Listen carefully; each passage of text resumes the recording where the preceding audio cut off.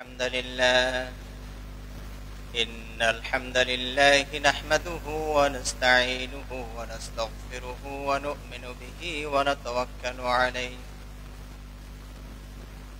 ونعوذ بالله من شرور أنفسنا ومن سيئات أعمالنا من يهده الله فلا مضل له ومن يضلل فلا هادي له وأشهد أن لا إله إلا الله وحده لا شريك له وأشهد أن محمدا عبده ورسوله أما بعد فأعوذ بالله من الشيطان الرجيم بسم الله الرحمن الرحيم ومن يطع الله والرسول فأولئك مع الذين أنعم الله عليهم من النبيين والصديقين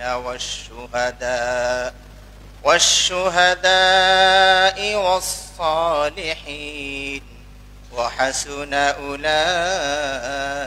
رفيقا عن أبي هريرة رضي الله تعالى عنه قال قال رسول الله صلى الله عليه وسلم كل أمتي يدخلون الجنة إلا من أبى قيل ومن أبى قال من أطاعني دخل الجنة ومن عصاني فقد أبى رواه البخاري الحمد لله সমস্ত প্রশংসা যাবতীয় গুণগান মহান আল্লাহ সুবহানাহু ওয়া তাআলার জন্য, যিনি আমাদেরকে তার অগণিত সৃষ্টির মধ্য হতে আশরাফুল মাখলুকাত তথা মানব জাতি হিসাবে এই ধরাধামে এ ভূপৃষ্ঠে প্রেরণ করেছেন। সে রব্বুল আলামিনের কৃতজ্ঞতা এবং শুকরিয়া জানাচ্ছি আলহামদুলিল্লাহ।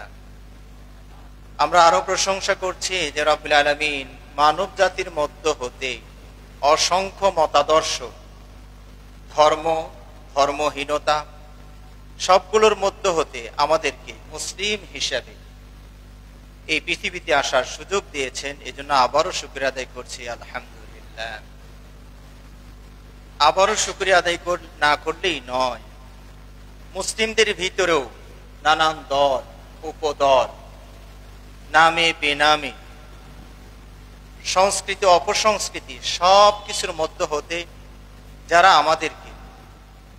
যিনি আমাদেরকে সঠিক বুঝ দান করেছেন এবং কোরআন এবং সুন্নাত অন্ধের মতো অনুসরণ করার মতো মন মানসিকতা দান করেছেন, সে রব্বুল আলামিনের আবারও কৃতজ্ঞতা এবং শুকরিয়া জানাচ্ছি আলহামদুলিল্লাহ।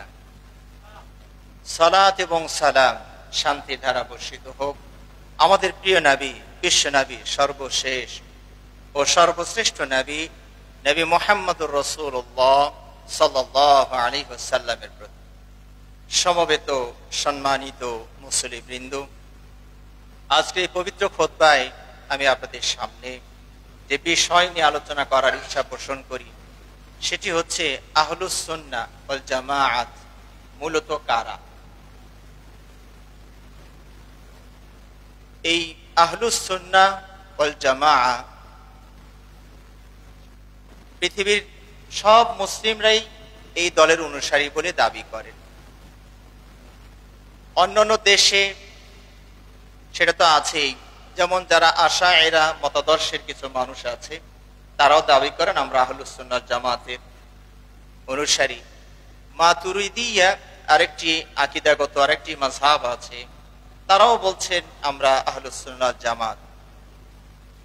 তো আমাদের দেশের প্রেক্ষাপটে যদি আপনি খেয়াল করেন তাহলে দেখা যাবে সম্পূর্ণ বিপরীত গতিতে অবস্থান নিয়েছে যারা, তারাও নিজেদেরকে আহলুস সুন্নাহ জামাত তথা সুন্নি সমাবেশ, সুন্নি জামাত বলে দাবি করছে। আসলে মানুষের মাঝে একটা প্রবণতা বিরাজ করে যে যেমনটি কাজ করুক না কেন নামটি যেন ভালো হয়। আপনারা হিজবুল্লাহর নাম শুনেছেন, লেবাননের একটা সশস্ত্র সংগ্রামী গ্রুপ। তারা কিন্তু শিয়া মতাদর্শের, কিন্তু নামটা কোরআন থেকে নিয়েছেন হিজবুল্লাহ। কোরআন আল্লাহ বলেছেন, আল্লাহ ইন্না হিজবাল্লাহি হুমুল গালিবুন, আল্লাহর দলই হবে বিজয়ী। তো তারা যে আমলই করুক না কেন তারা কোরআনের এই সুন্দর একটা নাম তাদের জন্য বেছে নিয়েছে। ইয়ামান দেশের আনসারুল্লাহ তথা হুতি যাকে আপনারা বলছেন, আসলে আরবিতে হাউসি বা হৌসি হওয়ার কথা, এখানে সা অক্ষরটা আছে, কিন্তু ইংরেজিতে টিএইচ দিয়ে লেখা হয়েছে। এখন সবাই আমরা এটা হুতি উচ্চারণ করি। তারা নাম নিলেন কি আনসারুল্লাহ, যেটা সূরা সফের ভিতরে আল্লাহ রাব্বুল আলামিন বলছেন, ইয়া আইয়ুহাল্লাযীনা আমানু কুনু আনসারাল্লাহ, তোমরা সবাই আনসারুল্লাহ হয়ে যাও। তো এই ধরনের নাম বেছে নিলে একটু সুবিধাও, কোরআন থেকে দলিল দেওয়া যায়। এই যে দেখেন, আল্লাহ আমাদের দলে অনুসরণ করার জন্য আল্লাহই তো বলছেন কুনু আনসারাল্লাহ, তোমরা সব আনসারুল্লাহর বাহিনীতে যোগ দিয়ে দাও। তো এইভাবে বিশ্বে যে যেমন কর্ম তার যেমনই হোক, তারা সবাই চায় তার নামটা যেন একটা ভালো নাম দেওয়া যায়। তা আমাদের দেশেও একই অবস্থা। মাজার পূজা করছেন, কবর পূজা করছেন, ওয়াহদাতুল ওজুদে বিশ্বাস করছেন, হুলুলে বিশ্বাস করছেন, ফানাফিল্লায় বিশ্বাস করছেন, ইলমে গায়েব আল্লাহর কাছে কিচ্ছুই নাই, সব তফিল ফাঁকা হয়ে গিয়েছে, সবার হাতে চলে গিয়েছে। এমন বাজে ভুল ধারণা যারা করছেন তারাও এই সুন্দর নামটাই বরং আমরা তো ভুলে গিয়েছি, তারাই বেশি ব্যবহার করছে। তাদের নাম যেখানে সেখানে সাইনবোর্ডে দেখবেন আহলুস সুন্নাহ জামাত। তা আসলে এই আহলুস সুন্নাহ জামাত এরা আসলে কারা? এটা দাবির কোনো বিষয় নয়, এটা হচ্ছে কিছু কর্মের সমষ্টি, কিছু আকীদা এবং বিশ্বাসের সমষ্টি। এই আকীদা এবং বিশ্বাস এই কোরআন এবং সুন্নাহ যার মাঝে পাওয়া যাবে, তিনি দাবি করুন বা না করুন, তিনি আহলুস সুন্নাহ ওয়াল জামাত। এই আহলুস সুন্নাহ ওয়াল জামাত এই নামটা ব্যবহার কখন থেকে শুরু হলো? আপনারা জানেন, ইসলামের শুরুতে কিন্তু এত নাম ছিল না। প্রথমত মাত্র দুটো নাম ছিল মানুষকে চেনার জন্য, একজন মুসলিম আর একজন অমুসলিম, গায়রু মুসলিম। এই তো দুটা পরিচয় নবী সাল্লাল্লাহু আলাইহি ওয়াসাল্লামের যুগে, এই দুটোই নাম ছিল, মুসলিম আর গায়রু মুসলিম, মানে মুসলিম আর অমুসলিম। মদিনাতে আসার পরে একটা টাইটেল ডিগ্রি বেড়ে গেল, সেটা হলো মুনাফিক, যেটা মক্কাতে ছিল না। মদিনাতে মুসলিম বেশধারী অথচ ইসলাম বিদ্বেষী, ইসলামের বেশধারী লেবাস পোশাকে বাহ্যিকে আভ্যন্তরীণে পুরোই সে ইসলাম বিদ্বেষী, মানে ইসলামের যার্রা পরিমাণও তার ভিতরে নাই। কিন্তু এই সমাজ যেহেতু এখন হঠাৎ করে কেমনে কেমনে সবাই মুসলিম হয়ে গেল, এই সমাজে আমাকে থাকতে হয়, তো কোরবানির সময় আমি কোরবানি দেই, হজের সময় হজে যাই, নবী সাল্লাল্লাহু আলাইহি ওয়াসাল্লাম দান খয়রাতের কথা বলে আমিও দুই চার পয়সা দেই, কিন্তু ভিতরে ঈমান বলতে কিচ্ছু নাই। তাদের টাইটেল হলো মুনাফিক। এই তিনটা মূল পরিচয়। কিছু পরিচয় ছিল শাখাগত, সেটা কোনো দলীয় পরিচয় ওইরকম ছিল না, শাখাগত পরিচয়ের জন্য। যেমন নবী সাল্লাল্লাহু আলাইহি ওয়াসাল্লামের সঙ্গী যারা, তারা তো মুসলিম অবশ্যই, কিন্তু আমরা তাদেরকে আরেকটা সুন্দর শব্দ ব্যবহার করে সাহাবা, একজন হলে সাহাবী বলি। আল্লাহ রাব্বুল আলামিন পবিত্র কোরআনে যখন যে আবু বকর রাদিয়াল্লাহু আনহুকে নিয়ে হিজরতের সময় মদিনায় পাড়ি দিচ্ছিলেন, তো নবী সাল্লাল্লাহু আলাইহি ওয়াসাল্লাম যে ওই যে গারে সাউরে আশ্রয় নিলেন, তখন তো আবু বকর একটু ভয় পেয়ে গিয়েছিলেন যে ওরা যদি একটু নিচের দিকে তাকায় তাহলে তো আমাদেরকে দেখে ফেলবে। তখন আল্লাহ নবী সাল্লাল্লাহু আলাইহি ওয়াসাল্লাম আবু বকর রাদিয়াল্লাহু আনহুকে অভয় দেখিয়ে বলেছিলেন, মা যান্নুকা বিসনাইন আল্লাহু সালিসুহুমা, সেই দুইজন সম্পর্কে তোমার কি ধারণা, যার তৃতীয় জন হচ্ছেন স্বয়ং আল্লাহ সুবহানাহু ওয়া তাআলা। এই আয়াতে কিন্তু আল্লাহ রাব্বুল আলামিন ইয ক্বালা লিসাহিবিহি লা তাহজান ইন্নাল্লাহা মা'ানা, তাহলে তার সঙ্গীকে, যে সাহাবী, এখান থেকে আমরা শব্দটা ব্যবহার করি সাহাবী, ইয ক্বালা লিসাহিবিহি, যখন নবী সাল্লাল্লাহু আলাইহি ওয়াসাল্লাম তার সঙ্গীকে বললেন, আবু বকর নামটা উল্লেখ না করে সঙ্গীকে বললেন, আমি তো মনে করছি নাম বলার চেয়ে আরো বেশি ভালো হয়েছে। শুধু যদি আবু বকর, যখন তিনি আবু বকরকে বললেন, তো আবু বকর পক্ষের লোক হতে পারে, বিপক্ষের লোক হতে পারে, কিন্তু যেখানে নবী সাল্লাল্লাহু আলাইহি ওয়াসাল্লাম আবু বকরকে সঙ্গী হিসাবে তুলে ধরেছে, আপনার যেন জীবনের চলার ফেরার মানে নিরাপত্তার একজন প্রহরী, সেই সঙ্গে এখান থেকে সাহাবী শব্দটা ব্যবহার করছে।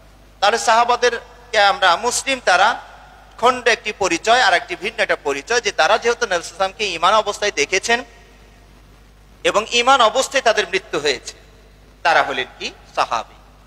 এই সংজ্ঞা যদি দেন তাহলে আবু জাহেল বাদ পড়ে যায়, কারণ আবু জাহেল দেখেছে, ঈমান আনেনি। তবে দেখা শব্দটা না বলে সাক্ষাৎ শব্দটা বললে আরো একটু বেশি ভালো হবে। যে সকল সাহাবা অন্ধ ছিলেন তারা আবার বাদ পড়ে না যায়, কারণ তারা তো দেখেন। একটু সবই সংজ্ঞা মুহাদ্দিসিন কেরাম দিয়েছেন, এটা আমি নিজে থেকে বানিয়ে বানিয়ে বলছি, বিষয়টা এরকম নয়, একটু হয়তো পড়াশোনা করে জেনে বলছি। এই তো সংজ্ঞায় বলেছে, মান লাকিয়ান নবী সাল্লাল্লাহু আলাইহি ওয়াসাল্লাম মুমিনান বিহি ওয়া মাতা আলাল ইসলাম। সাহাবার সংজ্ঞা হলো যিনি নবী সাল্লাল্লাহু আলাইহি ওয়াসাল্লামের সাক্ষাৎ পেয়েছেন ঈমান অবস্থায় এবং ঈমান অবস্থায় মৃত্যুবরণ করেছেন। তাহলে বোঝা গেল কি এখানে যারা কাফের অবস্থায় দেখেছে তারা সাহাবী নয়। আবার যারা ঈমান অবস্থায় দেখেছে শেষ পর্যন্ত ঈমান ধরে রাখতে পারেনি, কাফেরদের অত্যাচারে হোক, যেমনি হোক, দুনিয়ার লোভে হোক, আবার ঈমান ত্যাগ করে মুরতাদ হয়ে গিয়েছেন, তারাও সাহাবী নয়। তবে তিনি আবার সাহাবী যিনি মুরতাদ হয়ে গিয়েও আবার ভুল বুঝতে পেরে আবার ফিরে আসছেন ইসলাম ধর্মে, তিনি আবার সাহাবী। এই জন্য এখানে আরেকটা শব্দ বলা হয়, ওয়ালাউ তাখাল্লালাত বিহির রিদ্দাতু, ওয়ালাউ তাখাল্লালাত বিহি আর রিদ্দাতু, যদিও মাঝখানে মুরতাদ হয়ে গিয়ে আবার ইসলামে ফিরে আসে, তবু তাকে সাহাবা বলা হবে। তো যা হোক, এভাবে ধরুন আনসার একটা পরিচয় ছিল, মুহাজির একটা পরিচয় ছিল, পরে বদর যুদ্ধে যারা গেলে তাদের একটা ডিগ্রি বেড়ে গেল, বদরি সাহাবী। ওনারা বাইআতে রিদওয়ান যারা উপস্থিত ছিলেন তারা বাইআতে রিদওয়ানের সাহাবী। এইভাবে পরিচয়মূলক কিছু নাম দেখা যায়। আসলে এগুলো কোনো সংগঠন বা এদের কোনো নেতা ছিল না, এরকম আলাদা করে কোনো নেতা ছিল না, গোত্র হিসাবে নেতা ছিল। যেমন আউস গোত্রের একজন নেতা ছিলেন, খাজরাজ গোত্রের একজন নেতা ছিলেন, বানি জুরাইকের একজন নেতা, বানি সোলাইমের একটা নেতা, এরকম গোত্রীয় যেমন চেয়ারম্যান মেম্বার থাকে, নবী সাল্লাল্লাহু আলাইহি ওয়াসাল্লাম যুগে এরকম কিছুটা শাখা গোত্রপতি এরকম ছিল। তো আমরা যেটা বলছিলাম, মূল যে হিসাব তিনটার মাঝে থাকলো, মুসলিম, অমুসলিম আর অমুসলিমের চেয়েও জঘন্য এবং খারাপ, সেটা হলো মুনাফিক। এই তিনটা থাকলো, এভাবেই চলছিল।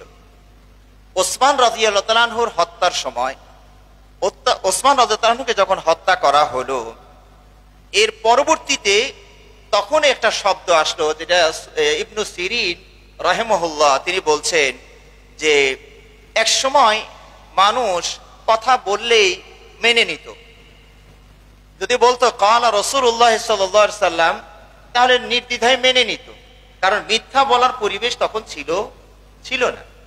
কিন্তু ওসমান রাদিয়াল্লাহু তাআলা আনহুকে যখন হত্যা করা হলো, কারণ ওই সময় তারা মিথ্যার প্রপাগান্ডাটা ছড়ায়, ওসমানের বিরুদ্ধে নানান ধরনের অপবাদ ছড়ায়, যেগুলোর সাথে ওসমান রাদিয়াল্লাহু তাআলা আনহুর কোনো সম্পর্ক ছিল না। এরকম মিথ্যা অপপ্রচার করার পর ওই বিশাল একটা জনগোষ্ঠী ওই মিথ্যার প্রতি বিশ্বাস করে ওসমান রাদিয়াল্লাহু তাআলা আনহুকে হত্যা করে ফেলল। এরপর থেকেই মুসলিমরা সতর্ক হয়ে গেলেন। তাই ইবনে সিরিন বলছেন যে ফালাম্মা ওয়াকাআতিল ফিতনাতু, যখন এই ফিতনা মানে ওসমানকে হত্যা করাটা একটা বড় ফিতনা, বড় বিপদ, এই বিপদ যখন ঘটে গেল, তখন আর আমরা যার তার কাছ থেকে হাদিস নেই না। তখন কেউ যদি বলে ক্বালা রাসূলুল্লাহ সাল্লাল্লাহু আলাইহি ওয়াসাল্লাম, বললাম তুমি কার কাছ থেকে শুনেছো? সাম্মু লানা রিজালাকুম, তোমার ওস্তাদের নামগুলো আমাকে বলো, তুমি কার কাছ থেকে তথ্যটা নিলা। এরপরে বলা হচ্ছে যদি ফাইদা কানা মিন আহলি সুন্নাহ তুকবালু মিনহু কুবিলা মিনহু, যদি ওই লোকটা আহলুস সুন্নাহর লোকের গ্রুপের হয় তাহলে তারটা কবুল করা হতো, আর যদি বিদআতি গ্রুপের হতো তাহলে নেওয়া হতো না। তাহলে দেখুন এই যে আহলুস সুন্নাহ জামায় পরিভাষাগুলো এভাবে কিন্তু আস্তে আস্তে ইসলামিক সমাজের মাঝে ঢুকে যাচ্ছে বাধ্য হয়ে। তো দেখুন যে এই আহলুস সুন্নাহ জামাত এদের কাদেরকে বলা হচ্ছে, এটা উদ্দেশ্য কারা? উদ্দেশ্য হচ্ছেন প্রথমত নবী মুহাম্মদ রাসূলুল্লাহ সাল্লাল্লাহু আলাইহি ওয়াসাল্লাম, এরপরে হচ্ছেন সাহাবা আজমাউন, সাহাবায়ে কেরাম, এরপরে আসবে তাবিঈ, তারপরে আসবে কারা? তাবা তাবিঈ। এরা হলো মূল আহলুস সুন্নাহ জামাতের মানে বলা যায় রোকন, মূল ভিত্তি জন এনারা। আর এরপর থেকে আমরা যারা এই যুগের ওলামাদের কোরআন এবং হাদিসগুলো এই যুগের ওলামাদের বুঝের আলোকে বুঝবো, তারাও আমরা কিয়ামত পর্যন্ত আহলুস সুন্নাহ ওয়াল জামাতের লোক। তারা কিয়ামত পর্যন্ত যত মানুষ আসবে, আল্লাহ নবী সাল্লাল্লাহু আলাইহি ওয়াসাল্লাম বলেছেন খায়রুল কুরুনি কারনি, শ্রেষ্ঠ যুগ হলো আমার যুগটা। সুম্মাল্লাযীনা ইয়ালুনাহুম সুম্মাল্লাযীনা ইয়ালুনাহুম, এর পরের যুগটা আমার যুগের চেয়ে এক সিঁড়ি নিচে, একটু মানে ওই ভালোর তুলনায় একটু কম। ভালোটা একবার 100 থাকছে না, পরে একটু কমে যাবে, তারপরে আরেকটু কমে যাবে। এইভাবে 3 অথবা 4 যুগ বর্ণনাকারী সন্দেহ করেছেন, 3 অথবা 4টা যুগের কথা বলেছেন। তাতে আমরা যেটা আপনাদেরকে বললাম, নবী সাল্লাল্লাহু আলাইহি ওয়াসাল্লাম এবং সাহাবা এরা এক যুগের মানুষই ধরে নিলেন, এরপরে সাহাবী তাবি, তারপরে তাবা তাবি। এই 3টা গ্রুপ হচ্ছে মানে এই আহলুস সুন্নাহ ওয়াল জামাত তথা সালাফ, যাকে আমরা বলি আর একটা শব্দ সালাফ। এই দলের ফাউন্ডার বা প্রতিষ্ঠাতা হচ্ছেন এনারা। কোরআন এবং হাদিসকে বুঝতে হলে আপনাকে অবশ্যই এই যুগের মানুষরা যা বুঝেছেন, ওলামাগণ যেভাবে কোরআনটা বুঝেছেন, আপনাকে সেই অর্থে কোরআন বুঝতে হবে। নিজে থেকে ডিকশনারি খুঁজে নিজের মন থেকে একটা অর্থ ব্যবহার করবেন, ব্যাখ্যা নেবেন, তা চলবে না। এই জন্য আমরা বলি যে কোরআন এবং সুন্নাহ এটা যদি বিবেক দিয়ে বুঝতে চান তাহলেও সমস্যা। কোরআন এবং সুন্নাহ বুঝবেন এই আলা ফাহমি সালাফ, এই যে 3 যুগের কথা বললাম, সাহাবারা কি বুঝেছেন এই আয়াতের অর্থ, সেটা বুঝবেন আপনি। কারণ তাদের সময় কোরআন সুন্নাহ চাক্ষুষ তারা দেখেছেন। কোরআন কার ব্যাপারে নাযিল হচ্ছে, কখন নাযিল হচ্ছে, প্রেক্ষাপটটা কি, এটা তারা বুঝতেন। এই জন্য কোরআন এবং সুন্নাহ বুঝবো সাহাবাদের বুঝ অনুযায়ী। ওনাদের থেকে যদি আমরা সমাধান না পাই, তাহলে তাবিদের বুঝটা কি ছিল সেটা আমরা নিব। সেটাও যদি আমরা না পাই, তাহলে তাবা তাবির বুঝ কি ছিল সেটা নিব। এরপরের বুঝের আর কোনো দাম থাকবে না। তবে তাফসিরের ক্ষেত্রে আরেকটা বিষয় বলা হয়েছে, কেউ যদি এমন তাফসির করেন যে এই যে 3 যুগের কথা বললাম, 3টা স্তরের কথা বললাম বা 4টা স্তর যেটাই হোক, এই স্তরের কোনো তাফসির যেন সাংঘর্ষিক না হয়, তাহলে ওই তাফসির বাদ হিসাবে গৃহীত হবে। বাদ, ওটা বাদ। তবে এমন একটা তাফসির তিনি করেছেন বর্তমান যুগের প্রেক্ষাপটে, এটাও সম্ভাবনা আছে আগেরটার সাথে যেন সাংঘর্ষিক না হয়। এই শর্তে এই যুগের কিছু তাফসিরও গ্রহণ হতে পারে। সম্মানিত ভাইয়েরা, তাহলে এই যে মুসলিমদের ভিতরে এই নামগুলো, আমরা তো আগেই বললাম যে আমরা মুসলিমই ছিলাম, তারপরে আস্তে আস্তে আস্তে আস্তে দলগুলো বাড়তে আছে। ওই যে বিদাতি ধ্যান ধারণার ফাউন্ডাররা যখন, অনুসারীরা যখন বেড়ে যাচ্ছে, তখন এই মূল দলের ভিন্ন ভিন্ন নাম আস্তে আস্তে পড়ে যাচ্ছে। যেমন ধরুন ফিকহি মাসআলার ক্ষেত্রে 2টা মাযহাব দেখা দিল ওই সময়। একটি হচ্ছে আহলুর রায়, অর্থাৎ যারা ইজমা কিয়াসকে প্রাধান্য দেওয়া শুরু করলো। কোরআন হাদিস কিন্তু ইজমা কিয়াসের সাথে মিলতে হবে, মানা, তাহলে এটা মানা যাবে, না হলে এটা মানা যাবে না, কিয়াস যদি বিবেকের সাথে না মিলে। আর একটা হলো আহলুল হাদিস। তো আহলুর রায় এটা কুফাতে এটাকে ফাউন্ডার ছিলেন ইমাম আবু হানিফা রাহিমাহুল্লাহ। আহলুর রায় ওনাদের মাদ্রাসার নাম হলো মাদ্রাসাত আহলির রায়। আর মদিনাতে যিনি এটা প্রতিষ্ঠা করলেন ইমাম মালিক রাহিমাহুল্লাহ, তার কথা হলো যে কোরআন এবং সুন্নাহ হলো আমাদের দলিল, আমাদের বিবেক এখানে মানে এটার সাথে মেনে নিক বা না নিক, ওটা আমাদের দেখার বিষয় নয়। কারণ এটা আল্লাহর সিদ্ধান্ত, আল্লাহর জ্ঞানে এটা রাইট হয়েছে। আমার আপনার জ্ঞানে রাইট হওয়ার তো দরকার নাই, কারণ আমার আপনার জ্ঞান হলো সংকুচিত, সীমাবদ্ধ। এইভাবে 2টো দল আবার তৈরি হয়ে গেল, আহলুর রায়। এক দলের নাম হলো মুসলিম, কিন্তু এক দল হলো আহলুর রায়, আর এক দল হলো আহলুল হাদিস। আকীদাগত ভাবে আরো অনেক দলের উপর আবির্ভাব ঘটলো। তার মধ্যে একটি হচ্ছে শিয়া, যেটা আপনারা বলেন জানেন শিয়া। এই যে বলা যায় ওসমান রাদিয়াল্লাহু আনহুকে যারা হত্যা করলো, তারা কিন্তু এই শিয়া গ্রুপেরই লোক ছিল। তাহলে এই যে শিয়া একটা গ্রুপ বাড়লো, এরপরে খারিজি একটা গ্রুপ বেড়ে গেল, এরপরে আপনার মুতাজিলা বাড়লো, এরপরে আপনার অসংখ্য মুজাসসিমা আছে, কাররামিয়া আছে, মানে আকীদাগত কাদারিয়া আছে, জাবারিয়া আছে এবং মুরজিয়া আছে, এরকম অনেকগুলো দল উপদলে মুসলমানরা বিভক্ত হয়ে গেল। তো এখন মূল দলটা তো খান খান হয়ে গেল, এক একজন এক একটা মতাদর্শ বিশ্বাস করে দলকে আলাদা করে ফেলল। এই মূল দলটা তখন এই যে আহলুস সুন্নাহ ওয়াল জামাত নামে রয়ে গেল। এই আহলুস সুন্নাহ ওয়াল জামাতেরই এখন বিভিন্ন নামে বিভিন্ন জায়গায় আছে। যেমন বাংলাদেশে মোহাম্মদী বলে কেউ কেউ চেনেন, কেউ আহলুল হাদিস বলেন, এবং আবার সুদানে তারা আবার আনসারুল্লাহ, ওই নাখন আবার আনসারুল্লাহ সুদানে তারা আবার এই আহলুস সুন্নাহ ওয়াল জামাতের পরিচয় আছেন। তো এইভাবে বিভিন্ন নামে এরা পরিচিত হয়েছে। এখন আমরা জানবো যে আহলুস সুন্নাহ ওয়াল জামা এই শব্দগুলোর আসলে অর্থগুলো কি। আপনারা জানেন আহাল শব্দের অর্থ হচ্ছে পরিবার। আপনার আহাল পরিবার কেমন আছে, বাংলাতে আমরা ব্যবহার করি, আপনার আহাল পরিবার কেমন আছে। তো আহাল মানে পরিবার, দুটো আরবি আর বাংলা মিলে এটা শব্দ বলি। তাহলে আহাল মানে পরিবার যদি হয়, তাহলে আহলুস সুন্নাহ ওয়াল জামাত মানে কি, মানে সুন্নতের এবং ঐক্যবদ্ধ দলের পরিবারের সদস্য এরা। তাহলে আহাল মানে এটা। আবার আহাল মানে সাহেব অর্থে ব্যবহার করা হয়, মালিকানা বুঝায়। যেমন মানে আহলুস সাইয়ারা, আহলুদ্দার, বাড়িওয়ালা। এখানে আমরা আহালটাকে মানে ওয়ালা বা সত্ত্বাধিকারী বা মালিক এই অর্থে ব্যবহার করা হয়। আবার আহাল মানে হচ্ছে অনুসারী, আহাল মানে অনুসারী। তাহলে এই জায়গায় আহলুস সুন্নাহ ওয়াল জামা মানে কি, এরা হচ্ছেন অনুসারী। সবগুলো অর্থই এখানে নেওয়া যাবে, তবে প্রসিদ্ধ হচ্ছে আহলুস সুন্নাহ ওয়াল জামা মানে তারা সুন্নতের অনুসারী এবং ঐক্যবদ্ধ থাকার লোকেরা, জামাতের সাথে থাকে। জামাত মানে সাহাবা বোঝানো হয়েছে। আচ্ছা, আহাল মানে আমরা মোটামুটি বুঝলাম। সুন্নাহ দ্বারা কি বোঝানো হয়েছে? সুন্নাহর অনেক অর্থ পাবেন। ফিকহি পরিভাষায় সুন্নাহ একটা অর্থ দিবে, হাদিসের পরিভাষায় সুন্নাহ আর একটা অর্থ দিবে, কোরআনে আবার দেখবেন শাব্দিক বা আবিধানিক দৃষ্টিকোণ থেকেও সুন্নাহ শব্দটা ব্যবহার করা হয়েছে। তাহলে ফোকাহারা যদি বলেন হাদা সুন্নাহ বা হাদিহি সুন্নাহ, এই কাজটা করা কি সুন্নাত। এই সুন্নাত মানে এটা ওয়াজিব নয়, সুন্নাত মানে ওয়াজিব নয়, অর্থাৎ মা আমারা বিহি শারি' লা আলা ওয়াজহিল ইস্তি'লা, যেটাকে শারে জোর বাধ্যতামূলক করতে বলেনি, উৎসাহ দিয়েছেন, করাটা ভালো, করলে সওয়াব আছে, এটাকে কি বলা হয়? সুন্নাহ বলা হয়। এটা হলো ফুকাহা যারা এই শব্দটা ব্যবহার করবেন তারা এই অর্থে ব্যবহার করেন। কিন্তু যদি মুহাদ্দিসিনে কেরাম যারা হাদিসের বিভাগে পড়াশোনা করেন বা অধ্যয়ন করেন, লেখালেখি করেন, তারা যদি সুন্নাহ ব্যবহার বলেন তাহলে এটা কি অর্থে ব্যবহার হবে? মা উযীফা ইলান নবী সাল্লাল্লাহু আলাইহি ওয়াসাল্লাম মিন কাউলিন আও ফি'লিন আও তাকরীরিন আও ওয়াসফিন খালকিয়্যিন আও খুলুকিয়্যিন।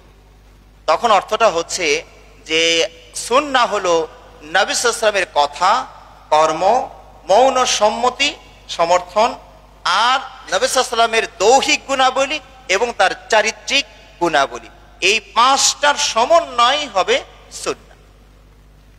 তাহলে এখন যে আমরা বলছি আহলুস সুন্নাহ, এটা মানে কি? তাহলে আহলুস সুন্নাহ, সুন্নাহ হচ্ছে নবী সাল্লাল্লাহু আলাইহি ওয়াসাল্লাম তথা কোরআন এবং সুন্নাহ, কোরআন এবং সুন্নাহে বর্ণিত যত কথা আছে, যত কর্ম আছে, যত বিশ্বাসগত দিক আছে, চারিত্রিক বিষয় আছে, চাল চলন আছে, ওঠা বসা আছে, এই সবগুলোর সমষ্টি হচ্ছে সুন্নাহ বলে এখানে বোঝানো হয়েছে।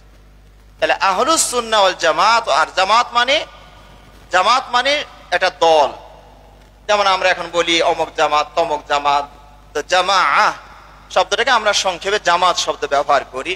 তো জামাত মানে অনেক অর্থে ব্যবহার করা হয়, তার মাঝে এখানে একটা দল বোঝানো হয়েছে। দল ঐক্যবদ্ধ থাকে যারা, তাদেরকে জামাত বলা হয়েছে। আর এইখানে জামাত বলতে সাহাবাদেরকে উদ্দেশ্য করা হয়েছে। তাহলে আহলুস সুন্নাহ ওয়াল জামা মানে যারা হচ্ছেন কোরআন এবং সুন্নাহ মেনে চলেন, এবং জামাত মানে সাহাবাদের বুঝের আলোকে এই কোরআন সুন্নাহ বোঝেন, তারাই হলেন আহলুস সুন্নাহ ওয়াল জামাতের অনুসারী। তো এখন আমাদের সমাজে যে আকীদা বিশ্বাস নিয়ে এই নাম ব্যবহার করা হচ্ছে, তার সাথে কোরআন এবং সুন্নাহর কোনো সম্পর্ক নেই। এবং আপনারা যারা সাধারণ মানুষ, হয়তোবা মাঝে মাঝে আপনাদের কাছে বিব্রত মনে হতে পারে যে আসলে কত দল, কত মত, আমি যাব কোন দিকে? এ বলে এটা ভালো, ও বলে ওটা ভালো, তা আসলে এই বিষয়গুলো কোরআন এবং হাদিস ইমানের দিক থেকে হলে আমরা একটু জটিলতায় বেশি ভুগি, কিন্তু দুনিয়াবি দৃষ্টিকোণ থেকে হলে আমরা কিন্তু আবার নিজেদের ব্রেনটাকে যথেষ্ট মনে করি। অনেক ক্ষেত্রে আপনি যখন বাজারে যাবেন চাউল কিনবেন, বলুন তো চাউল কত রকম আছে মার্কেটে? নাজির সাহেব আছে, মিনিকেট আছে, মিনিকেটের ভিতরে আবার কত কোম্পানি বের হয়েছে, 28 আছে, 29 আছে, এরকম কত রকমের চাউল আছে। আপনি কোনটা নিবেন? আপনার বিবেক যেটাকে ভালো মনে করছে সেটা আপনি নিয়ে চলে আসবেন। কোন আলেমকেও ফোন দিবেন না, হুজুর বাজারে আসছিলাম চাউল কিনতে, তো কোনটা ভালো কম বলুন তো, 28 না? কোন হুজুরকে ফোন কেউ দিবেন। বাজারে যখন মাছ কিনতে যাবেন, কত রকমের মাছ, কোনটা কিনবো কেউ কিন্তু কোনো আলেম ওলামাকে ফোন দিতে যাবে না। আপনার চয়েস অনুযায়ী টাকার সামর্থ্য আর স্বাদ দুটো মিলে যেটা আজকে পাওয়া সম্ভব হয় সেটা কিনে নিয়ে বাড়িতে যাবে। আর যখন দিনের বিষয়ে আসে তখন আমরা পুরোটাই হাল ছেড়ে দেই। এখানে আমরা আলেম ওলামার কাছে লাশের অভিনয় করি যে হুজুর আমি কিন্তু লাশ, এখন গোসল কাপড় খুলে করাবেন না রেখে করাবেন সেটা আপনার ব্যাপার। তা আমরা যখন দিনের বিষয় আসে তখন পুরোটাই আলেম ওলামার কাছে লাশ হিসাবে পড়ে যায় যে আমার কিছু করার নাই, এখন কেমনে উঠাবেন, বসাবেন, গোসল করবেন না উজু করাবেন সেটা আপনার ব্যাপার। পুরোটাই আমরা আলেম ওলামার উপরে ছেড়ে দেই। এটা একটা সমস্যা। বরং আপনাদেরকে কিছু হলেও পড়াশোনা করতে হবে, যেটা আল্লাহ রাব্বুল আলামিন আপনাকে প্রথম আদেশ করেছেন, ইকরা বিসমি রাব্বিকাল্লাযী খালাক। আপনি পড়বেন। হ্যাঁ, পড়তে যদি নাও পারেন তো কমপক্ষে সাহাবারা যেটা করেছেন সেটা করবেন, শুনবেন, ভালো ভালো আলেম ওলামার বক্তব্য শুনবেন, কারণ সাহাবারা ভালো আলেমের বক্তব্য শুনতেন। নবী মুহাম্মদ রাসূলুল্লাহ সাল্লাল্লাহু আলাইহি সাল্লাম। এক কথায় আপনাকে জ্ঞান আহরণ কিছু না কিছু করতে হবে।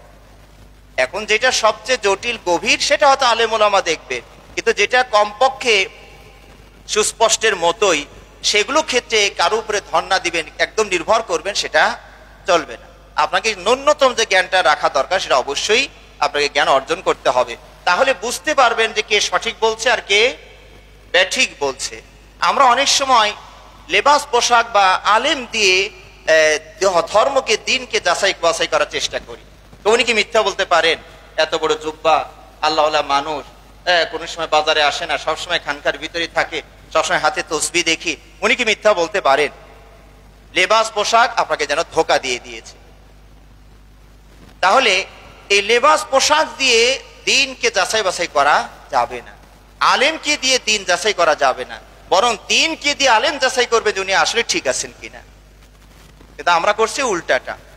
এই জন্য আমাদের পড়াশোনার কোনো বিকল্প নাই, জ্ঞান অর্জনের কোনো বিকল্প নাই। আল্লাহ রাব্বুল আলামিন তাই বলেছেন, ফা'লাম আন্নাহু লা ইলাহা ইল্লাল্লাহ ওয়াস্তাগফির লিযামবিক। সর্বপ্রথম আপনাকে দায়িত্ব দেওয়া হয়েছে আপনি জ্ঞান অর্জন করবেন। তা দেখে হোক, শুনে হোক, অনুভব করে হোক, যেমনি হোক জ্ঞান অর্জন করার চেষ্টা করবেন। বর্তমানে আহলুস সুন্নাহ ওয়াল জামাআহ আমাদের দেশের প্রেক্ষাপটে আপনাদেরকে বলি, আমাদের দেশের প্রেক্ষাপটে আমরা যারা কোরআন এবং সুন্নাহ মেনে চলছি, হয়তোবা ইতিমধ্যেই আপনারা খেয়াল করেছেন যে এই মসজিদে যারা আলোচনা করছেন তারা নিজের পকেট থেকে কিছু কথা বোঝানোর জন্য একটা উদাহরণ দিতে পারেন, কিন্তু মূল কথাটা কার থাকবে? আল্লাহ এবং তার রাসূল সাল্লাল্লাহু আলাইহি ওয়াসাল্লামের থাকবে। এবং অন্যান্য কিছু মসজিদ দেখবেন তারা কিসসা কাহিনী, বানোয়াট, গল্প গুজব এগুলো করছেন। এবং বিশেষ করে যারা আমাদের আহলুস সুন্নাহ ওয়াল জামাত বা আমাদের এখন শব্দ আহলুল হাদিস, এরা বাইরে যারা অবস্থান করছেন তারাও মূলত দুই দলে বিভক্ত। একদল হচ্ছেন দেওবন্দি, আর একদল হচ্ছেন বেলবি। মানে আমাদের হানাফি ভাইরাও দুই দলে বিভক্ত হয়ে গিয়েছেন। একদল দেওবন্দি, দেওবন্দের মানহাজ অনুসরণ করে যারা চলেন। দেওবন্দ থেকে একটা পত্রিকা বা একটা বই ছাপানো হয়েছে, তারা সেখানে তাদের ইমাম হিসাবে 3 জনকে নির্বাচন করেছে। উর্দু দিয়ে বলছেন, হাম মাযহাবান হানাফি হে और আকিদাতান আশাইরা ও মাতুরিদিয়া হে और সুলুকান চিশতিয়া হে। মানে আমরা ফিকহি মতাদর্শে আমরা হানাফি। ইমাম আবু হানিফা বলেছেন যে এরকম ইবাদত বন্দী কিভাবে করতে হবে, এই সাইডটা আমরা ইমাম আবু হানিফাকে আমাদের নেতা ওনারটা মেনে চলি। আর আকিদাগত বিষয় যদি হয় তাহলে আবু মনসুর আল মাতুরিদি অথবা আবুল হাসান আল আশআরি, এই দুইজন সম্ভবত এখানে আবু মনসুর আল মাতুরিদিকে তুলে ধরা হয়েছে এখানে, যে আমাদের আকীদার ক্ষেত্রে ইমাম হলেন আবু মনসুর আল মাতুরিদি, এজন্য মাতুরিদিয়া বলা হয়। আর সুলুকান, চাল চলন কেমন হবে, ওস্তাদের সামনে শিষ্যের অবস্থানটা কেমন হবে, বিনয় নম্রতা কেমন হবে, এটা আমরা নিয়েছি চিশতি মঈনুদ্দিন চিশতি রহমত ওনার কাছ থেকে। তাহলে ইমাম কয়জন হয়ে গেল? এখানে খেয়াল করুন যে ইমাম আবু হানিফা রহমুল্লাহ কিন্তু আকীদাতে বাদ দেওয়া হয়েছে। মানে আকীদা নিচ্ছেন কার কাছ থেকে? আবু মানসুর আল মাতুরিদির কাছ থেকে নিচ্ছেন। কেন? ইমাম আবু হানিফার আকীদাটা তাহলে কি ছিল, ওটা বাদ পড়লো কেন? এই জন্য শাইখুল ইসলাম ইবনে তাইমিয়া রাহিমাহুল্লাহ একটা কথা বলেছেন যে যে ব্যক্তি আকীদাতে ইমাম হওয়ার যোগ্য না, সে ফিকহিতেও ইমাম হওয়ার যোগ্য না। মানে একটু ওনাদেরকে এই দিয়ে বলছেন আর কি, যে ইমাম আবু হানিফা রাহিমাহুল্লাহর আকীদাতে বাদ দিলেন কেন? ওনার আকীদায় কি কোনো সমস্যা ছিল? যদি আকীদা তৈরি ইমাম হওয়ার যোগ্যতা না রাখেন, তাহলে ফিকহি মাসলাতে উনি ইমাম হওয়ার যোগ্য না। তার মানে ইমাম আবু হানিফা রাহিমাহুল্লাহর যে আকীদাটা, সেটা হচ্ছে যে আহলুস সুন্নাহ ওয়াল জামাতের যে আকীদা, আপনারা আমরা যে আকীদা পোষণ করি হুবহু সেই আকীদার সাথে মিল আছে। 2-3টা মাসআলাতে একটু ভিন্নতা আছে, 2-3টা মাসআলা, না হলে সব মাসলাতেই ইমাম আবু হানিফা রাহিমাহুল্লাহর আকীদা আর আমাদের আকীদা এক। এই ইমাম হানাফি ভাইদের ভিতরে আরেকটি যে দল আছে সেটা হলো বেরলভী আকীদা, যারা পুরোটাই মাজার কেন্দ্রিক এবং অলিয়া উলিয়াই যেন সবকিছু, তাদের আকীদা মতাদর্শ, তারাই আমাদের সমাজে সুন্নি জামাত বলে দাবি করে। তাদের আকীদা বিশ্বাসগুলোকে আপনি কোরআন এবং সুন্নাহ অনুযায়ী মিলানোর চেষ্টা করুন, কোরআন এবং সুন্নাহর সাথে সামান্যতম মিল পাবেন না। প্রথম একটা আমি মতাদর্শের কথা আপনাদেরকে তুলে ধরি। এই সুফিবাদ যাদেরকে বলা হয়, বেরলভী গ্রুপটাকেও সুফিবাদ, পীরতন্ত্র এরকম নাম বলা হয়। তো এই সুফিবাদের একটা আকীদা হচ্ছে ওয়াহদাতুল উজুদ বা ইত্তেহাদ। ওয়াহদাতুল উজুদ মানে সৃষ্টি আর স্রষ্টা ভিন্ন কোনো জিনিস নয়, নাউযুবিল্লাহি মিন যালিক। মানে সবই স্রষ্টা, সবই সৃষ্টি। এখানে কেউ রব, কেউ মানে মারবুব, মানে কেউ আবেদ, কেউ মাহবুদ হবে, এরকম কোনো সুযোগই এখানে নাই। এই জন্য এই মতাদর্শের ছিলেন ইবনুল আরাবী, মনসুর হাল্লাজ এবং আমাদের দেশের লালন ফকির। যার কারণে ওই লালনের একটা গানের ভিতরে আপনারা হয়তো পেয়েছেন যে তুমি ছাড়া কেহ নাই রে, তুমি ছাড়া কেহ নাই। ওই গানের আগে বলা হয়েছে চোর হয়ে চুরি করো, পুলিশ হয়ে ধরো। এই শেষে গিয়ে বলা হয়েছে তুমি ছাড়া কেহ নাই রে, তুমি ছাড়া কেহ নাই। এই লাইনটা পড়ে আপনি হয়তো মনে করবেন যে লালন তো পাক্কা ইমানদার ছিল, কারণ আল্লাহ ছাড়া কেউ নাই কথাই তো সে বলল, লা ইলাহা ইল্লাল্লাহ তো বলল। কিন্তু লালনের এই তুমি ছাড়া কেহ নাই আর আপনি যে তুমি ছাড়া কেহ নাই বোঝেন, এই দুইটার সাথে মিল নাই। লালনের তুমি ছাড়া কেহ নাই রে, তুমি ছাড়া কেহ নাই, এটা মানে কি আমিও তুমি, তুমিও তুমি, সেও তুমি, তুমি ছাড়া কেহ নাই রে, তুমি ছাড়া কেহ নাই। কি বুঝলেন? বলছে তুমি তো তুমি, আল্লাহকে বলছেন আল্লাহ তুমি তো তুমি, আমি লালনও তো তুমি। ওই যে সে, ওই যে আপনারা হলেন সে, এই যে যত আছেন আপনারা সব সে, এই সেও তুমি, তুমি তো তুমি, আমিও তুমি, সেও তুমি, তো তুমি ছাড়া তো এখানে কেউই নেই। এই জন্য ইবনুল আরাবী তিনি বলছেন মাইয়াবুদ মানে রবটা কে, যে আমরা তার ইবাদত করব। উনি ওনার আরবিতে বক্তব্যে উনি বলছেন যে যদি আমি বলি আমি বান্দা, তাও এটা ঠিক আছে, যদি আমি বলি আমি রব, তাও এটা ঠিক আছে। এই জন্য উনি একটা শব্দ ব্যবহার করতেন আনাল হক, আনাল হক, আনাল হক, আনাল হক বলে মারা গেছে। এই আনাল হক মানে কি? মানে আনা মানে আমি, আর হক হচ্ছে আল্লাহর একটা নাম। আল হক এটা হচ্ছে আল্লাহর একটা নাম। তো সরাসরি আনাল্লাহ বলে তো জনগণই ধরে মার দেয়, তো কৌশল করে আনাল হক, আল্লাহর যে একটা হক নাম আছে ওইটা ব্যবহার করেছে সে, যে হক হইলাম আমি, আমি হইলাম হক, তার মানে আমি আল্লাহ, আমি আল্লাহ। এই কথা বলার কারণে ওই যুগের ইমাম আবু হানিফা রাহিমাহুল্লাহর অন্যতম সঙ্গী এবং শিষ্য আবু ইউসুফ রাহিমাহুল্লাহ ছিলেন বিচারপতি ওই সময়। মনসুর হাল্লাজের, এটা হলো মনসুর হাল্লাজের কথা বলছে, এটা মনসুর হাল্লাজ, ইবনুল আরাবী না। ইবনুল আরাবীর কথা ওইটাই যে মানে সবকিছুই তো আল্লাহ, এখানে তো বান্দা বলতে কেউ নাই, কে কারে ইবাদত করবে, এটা হলো মনসুর হাল্লাজ কথা, এটা হলো ইবনুল আরাবীর কথা, সরি। আর মনসুর হাল্লাজ বলতেন আনাল হক আনাল হক, আমি আল্লাহ আমি আল্লাহ। তো ওই সময় আবু ইউসুফ রাহিমাহুল্লাহ বিচারপতির দায়িত্বে ছিলেন, তিনি এটাকে লোক সমক্ষে হত্যা করার নির্দেশ দিলেন। এই কথা থেকে যদি সে ফিরে না আসে তাহলে ওকে হত্যা করে, সে ফিরে আসেনি। ওটাকে নিয়ে আমরা গর্ব করি, বিভিন্ন মাহফিলে দেখবেন ওনার হত্যা করার পরও কাল্লা আলাদা হয়ে আনাল হক বলতেছিল, মানুষ তো সুবহানাল্লাহ বলে অবস্থা খারাপ করে দিল। তাহলে এই মতাদর্শের যারা, তারা মনে করছেন এই আল্লাহর স্রষ্টা খালেক আর মাখলুক এটা আলাদা কিছু নয়। আল্লাহ সৃষ্টি করার পর আল্লাহ সৃষ্টির ভিতরে পুরো বিলীন হয়ে গিয়েছেন, হারিয়ে গিয়েছেন, এখানে আলাদা করার আর কোনো সুযোগ নাই। অর্থাৎ যেন দুধের ভিতরে যদি পানি দিয়ে দেন যেমন একাকার হয়ে যায়, এটা তেমন একাকার হয়ে গিয়েছে, আলাদা করার আর ব্যবস্থা নাই। নাউযুবিল্লাহি মিন যালিক। এদের আরেকটি বিশ্বাস হলো ওয়াহদাতুল ওজুদ বা হুলুল বলে, হুলুল। তার মানে তারা বুঝায় ইবাদত করতে করতে করতে করতে এমন একটা পর্যায়ে আল্লাহর ওলি পৌঁছে যায় যে আল্লাহর উপরে থাকতে পারে না, এর ভিতরে এসে ঢুকে। এটা হলো হুলুল। হাল্লা মানে নাজিল হওয়া। অথবা উল্টা বলে, এরা ইবাদত করতে করতে এমন একটা পজিশনে চলে যায় যে ওই যে একজনের কাছে যদি চুম্বক থাকে আর আপনার কাছে যদি লোহা থাকে তাহলে এটা আকর্ষণ করবে না।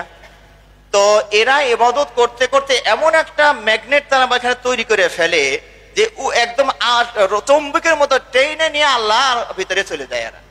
এরাই আল্লাহর ভিতরে গিয়া ওই ফানা ফিল্লা, আল্লাহর ভিতরে গিয়া হারিয়ে গিয়েছে, ওরে আর চেনা যায় না। নাউযুবিল্লাহি মিন যালিক। এই আকীদা সম্পূর্ণ কুফরি আকীদা এবং কোরআন সুন্নাহর সাথে কোনোই সম্পর্ক নাই। তারা আহলুস সুন্নাহ ওয়াল জামাতের লোক হয় কি করে চিন্তা? আমার আপনার আকীদাটা কি? আমার আপনার আকীদা হচ্ছে যে আল্লাহু খালিকুনা, আল্লাহ হলেন আমাদের খালেক, আমরা হইলাম তার মাখলুক। মুস্তাওয়িন আলা আরশিহি, আল্লাহ রাব্বুল আলামিন সাত আসমানের উপরে আরশ, সেই আরশের উপরে তিনি আছেন। বাইনুন আন খালকিহি, সৃষ্টি জগৎ থেকে সম্পূর্ণ তিনি সেপারেট, সম্পূর্ণ তিনি আলাদা। বিষয়টা একটু জটিল, না বললেও নয়। আল্লাহ যেখানে আছেন সেটা কোনো জায়গা নয়। আল্লাহ একটা সময় বলবেন, আল্লাহ যেখানে আছে ওটা কোনো সময়ও না, কারণ সময় হলো একটা সৃষ্টি, এটা আল্লাহর সাথে সম্পৃক্ত নয়। জায়গা হলো একটা সৃষ্টি, এটা আল্লাহর সাথে সম্পৃক্ত নয়। তাহলে আল্লাহ যেখানে আছেন ওটা কোনো জায়গাও নাই। বুঝবেন কি করে? এই বোঝার সাধ্য আমার আপনার নাই। তিনি হলেন আল্লাহ। ওরাকে যদি সব বুঝেই ফেলবে তাহলে উনি আল্লাহ হয় কি করে? তাহলে আমরা যেমন মাখলুক, দেখুন আমরা যেমন মাখলুক, এই আমরা মাখলুকের জন্য একটা জায়গা লাগবে না? আমার সাথে জায়গা অঙ্গাঙ্গি ভাবে জড়িত। আমাকে দাঁড়াতে হলে, বসতে হলে, শুতে হলে, যে অবস্থায় থাকি একটা জায়গা লাগবে। আমি হলাম জায়গার প্রতি মুখাপেক্ষী। তাহলে আমি তো স্বয়ং সম্পূর্ণ না। আল্লাহ রাব্বুল আলামিন থাকার জন্য কোনো জায়গার তিনি মুখাপেক্ষী নন। আল্লাহুস সামাদ, আল্লাহ হলেন অমুখাপেক্ষী। তার থাকার জন্য আবার যদি জায়গা লাগে, তিনি স্বয়ং সম্পূর্ণ আল্লাহ হয় কি করে? উনি তো জায়গার কাছে মুখাপেক্ষী। জায়গা যদি ঠেলা মেরে ফেলে দেয় তা আল্লাহ বা যাবে কোথায়? নাউযুবিল্লাহি মিন যালিক। সুতরাং আল্লাহর অবস্থান ওটা কোনো জায়গা নয়, ওটা কোনো সৃষ্টিও না। কি সেটা? ওটা আমার আপনার ব্রেনে ধরবে না, ওটা আল্লাহ। এবং ওনার থাকার জন্য যে সময় লাগে, আমার আপনার থাকার জন্য সময় লাগবে। আমি এখানে মেম্বারে দাঁড়িয়ে খতিব হিসেবে আছে, এই তো আর ধরেন 5 মিনিট 10 মিনিট আছে, এই তো সময় খতিব, তারপরে আবার ইমাম, তারপরে আবার আমি আপনাদের মতো ভাই হয়ে রওনা করব। তাই আমার আপনার জন্য একটা সময় আছে। আল্লাহ রাব্বুল আলামিনের কোনো সময় নেই। এটা আমাকে আপনাকে যদি সময় শেষ করে দিয়ে বলে তোমার সময় শেষ, আমি আপনি চলে যাব, তো আল্লাহ কোনো সময় নাই। কারণ ওই সময় যদি আল্লাহকে আবার বাদ দিয়ে দেয় যে আল্লাহ আপনার রাখবে না, সরেন আপনি, তাহলে তো আল্লাহ বাদ হয়ে যায়। এই জন্য আল্লাহ তিনি সময়েরও বাইরে। সুতরাং আল্লাহ রাব্বুল আলামিন তিনি সৃষ্টি জগতের বাইরে অবস্থান করছেন এবং তিনি এত বিশাল যে এটা মানুষের ধারণা কল্পনারও বাইরে।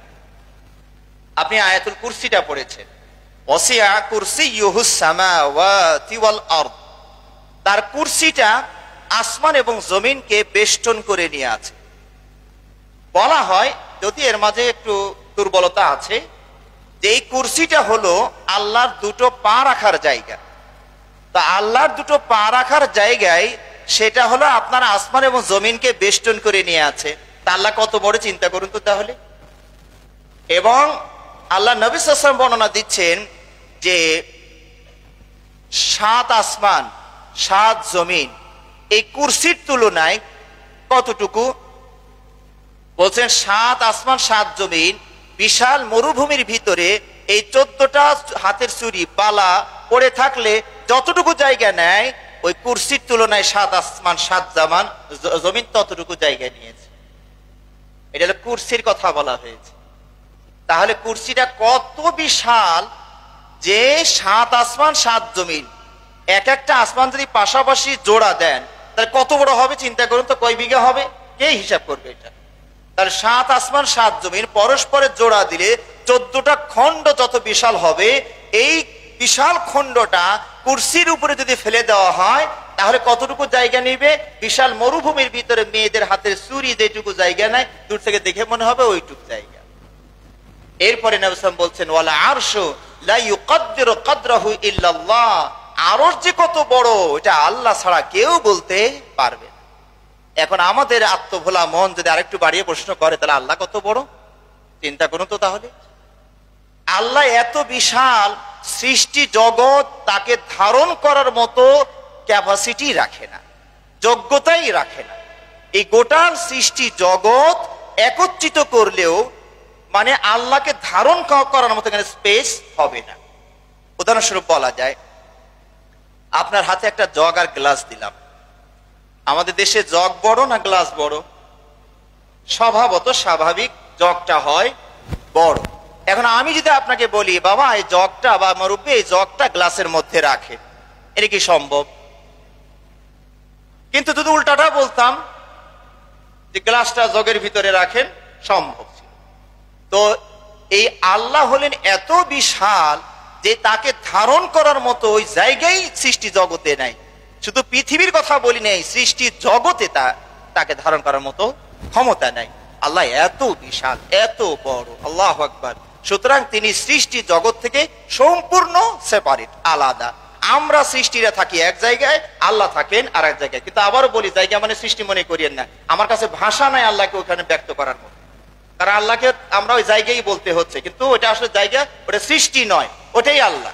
এরপরে যা আছে সৃষ্টি জগতের পরে যা আছে ওটাই আল্লাহ। আর এই সৃষ্টি জগতের ভিতরে জায়গা আছে, সময় আছে, সাগর আছে, নদী আছে, নালা আছে, চাঁদ, সূর্য, গ্রহ, নক্ষত্র, নেপচুন, প্লুটো, গ্যালাক্সি, সব হচ্ছে এই সৃষ্টি জগৎ। আল্লাহ এত বিশাল। তো সুতরাং আল্লাহ সব জায়গায়, এই কথাটা হচ্ছে মারাত্মক ভুল, আকীদাগত ভুল, কুফরি বিশ্বাস। বিশ্বাস করতে হবে আল্লাহ আছেন কোথায়? আরশের উপরে। এবং আপনাকে এটাও মনে করতে হবে যে মানে আল্লাহ যে আরশের উপরে আছেন এইটুকুই শুধু বলবেন। আল্লাহ আরশের উপরে শুয়ে আছেন না বসে আছেন না দাঁড়িয়ে আছেন এইটুকুও বলবেন না, এইটুকু বলার অধিকার নেই। আল্লাহ যেইটুকু আমাদেরকে জানিয়েছেন সেইটুকু বলবেন। আল্লাহ আরশের উপরে আছেন, শুয়ে আছেন জানি না, বসে আছেন জানি না, দাঁড়িয়ে আছেন জানি না, তবে আল্লাহ আরশের উপরে আছেন, আমরা আছি তার নিচে, এই সৃষ্টি জগৎ। তাহলে এই যে আল্লাহ সব কিছুর ভিতরে ঢুকে গিয়েছেন, এটা একদম মিথ্যা কথা এবং বানোয়াট কথা। আবার আরেক দল মনে করেন আল্লাহ আছেন কলবের ভিতর। তারা আবার ফার্সি ওই আরবিতে হাদিস বানিয়ে নিয়েছে, কুলুবুল মুমিন আরশুল্লাহ, মুমিনের কলব হলো আল্লাহর আরশ। নাউজুবিল্লাহি মিন যালিক। আল্লাহ কত বড় আগেই প্রমাণ হয়ে গেল, কলব তো এইটুকু জায়গা। এরপরে আরবি ফার্সিতে একটা হাদিস বানিয়ে নিয়েছে, মান্না গঞ্জম দার জমিন ও আসমা, মান্না গঞ্জম দার জমিন ও আসমা। এরপরে মুমিনের কলবটা হয় সেটার জন্য ঠিকানা, আর কি এরকম একটা কবিতা আছে, তারা বানিয়ে নিয়েছেন দার কুলুবে মুমিনা। তো বলছেন যে যার ঠাঁই আসমান জমিনে হয় না, তার ঠাঁই হয় মুমিনের কলবের ভিতরে। নাউজুবিল্লাহি মিন যালিক। পার্থক্যটা খেয়াল করুন। যারা বলছেন আল্লাহ মুমিনের কলবে আছে, যারা বলছেন আল্লাহ সর্বত্র আছে, আমরা তাদের সাথে নাই। কিন্তু কোন দিক দিয়ে আছে খেয়াল করে দেখুন। পার্থক্যটা হলো আমার আর ওনাদের সাথে, আমরা বিশ্বাস করি আল্লাহ সত্তাগত ভাবে আরশের উপরে আছেন, সত্তাগত ভাবে আরশের উপরে আছেন, সৃষ্টি জগতের সাথে তার কোনো সম্পর্ক নাই। তবে তার ক্ষমতা সর্বত্র বিরাজমান। তার শ্রবণ ক্ষমতা, দর্শন ক্ষমতা, তার জ্ঞান, তার সাহায্য করার মতো ক্ষমতা, এই চারটা সর্বত্র ছড়িয়ে আছে। বিশেষ করে তিনটা সবার সাথেই আছে, সব জায়গায় আছে। আর সাহায্য সহযোগিতা এটা শুধুমাত্র আল্লাহর খাস বান্দা যারা মুমিন বান্দা তাদের সাথে আছে। তাহলে এই বিশ্বাস যারা করেন তারা কি করে আহলুস সুন্নাত জামাতের লোক হতে পারে? কখনোই নয়। এছাড়াও আরো অনেক আকীদা বিশ্বাস আছে। মূলত আজকের পার্থক্যের মধ্যে একটা পয়েন্টই আমাদের এসেছে, বাকি আরো অনেক পয়েন্ট পাবেন। এক কথায়, যার আমলটা কোরআনের সাথে মিলবে না, যার আকীদাটা বিশ্বাসটা কোরআনের সাথে মিলবে না, যার চলাফেরাটা কোরআনের সাথে মিলবে না, সে আহলুস সুন্নাত জামাতের লোক নয়। যার আমলটা, বিশ্বাসটা, কর্মটা, চালচলনটা সুন্নাতের অনুযায়ী নবী সাল্লাল্লাহু আলাইহি ওয়াসাল্লাম যেভাবে বলেছেন সেইভাবে যদি না হয়, সেও আহলুস সুন্নাত জামাতের অন্তর্ভুক্ত নয়। বাকি অনেক কথা আছে, আপনারা সেটা পড়ে নেবেন, জেনে নেবেন। আল্লাহ আমাদের সবাইকে তৌফিক দান করুন, আমিন। ওয়া আখিরু দাওয়ানা আলহামদুলিল্লাহি রাব্বিল আলামিন।